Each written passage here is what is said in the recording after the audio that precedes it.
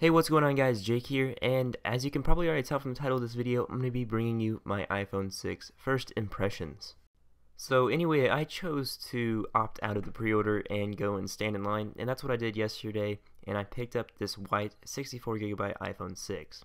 Now first off is the box. A lot of people have been talking about this, and yeah, this is it, very plain. When you open up the box, this is what you get, just like every other single unboxing. You get your literature, you get your wall charger, and then you get the lightning cable and the earpods. Now back a few months ago, I wasn't too sure if I liked the iPhone 6 design. Of course, we get to see the dummy units and the mock-ups of it, and I wasn't even sure if that was actually going to be its final design, and it actually happened to be that it's almost identical. So now that I've used it though for a day, I really do enjoy it. I love the rounded edges and the bigger screen. I've always wanted a bigger screen on my iPhone, and that's finally come true. One thing I don't like about it though are the antenna breaks, which everybody's complaining about, but most of the time people are wearing cases on their phone, so it's not that big of a deal. And I also love the power button being on the right hand side. Next up is the screen. This is a 4.7 inch 750p screen, and it is absolutely great. Now I know what you're thinking, 750p, what? That probably isn't the best. No, it's not. It's not 1080p like the Plus. I wish it were, but the screen is still good. One other thing I love about it is that it can go from so dark to so light. So whichever environment you're in, it can pretty much be visible in either or all. Something else that I love about the new iPhone 6 is the camera. Everything from the photos to the slow motion 240 frames per second videos. I can't wait to use it more, and coming from Android, I'm not saying their cameras are terrible, but the iPhones have always been better for me.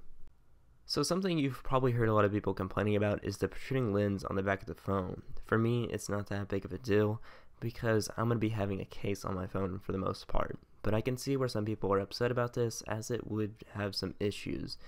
But yeah, for me, not that big of a deal. So for those of you wondering about gaming, I really don't game too much on my iPhone. I hardly have any games at all, even on it. But if you want to play any type of game on this phone, it's definitely going to handle it, obviously, with the latest hardware and everything. So there's definitely no worries there. Most of the time when I'm using my iPhone, I'm usually just browsing through social media and reading some blogs and stuff. So like Flipboard, Reddit, Twitter, Instagram, Verge, all that stuff. Technology wise, and that is a lot of reading, so having this bigger display really does make that a lot better experience. Now something else that I've really actually I didn't expect to enjoy, but I do, is iOS 8, just iOS 8 in general. I wasn't a big fan of iOS 7, I didn't feel like it was polished very well, but I feel like iOS 8 finished what iOS 7 was supposed to be. And that's great. It just works. And that's something that Android doesn't always do. Don't hate on me for saying that. I just think the iPhone's a lot easier to use, and it just works. So prior to getting the iPhone 6, I was using the HTC One M8, and then before that I was using the Moto X. So I am definitely a fan of Android as well as iOS, and I honestly have no problem with either.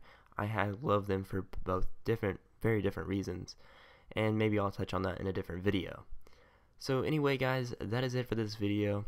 I hope you enjoyed it. If you did, be sure to leave a big thumbs up, and also go ahead and ask some questions if you have any, and I'll be sure to try and answer them down below. Thanks for watching everybody, and I'll be sure to catch you all in the next one.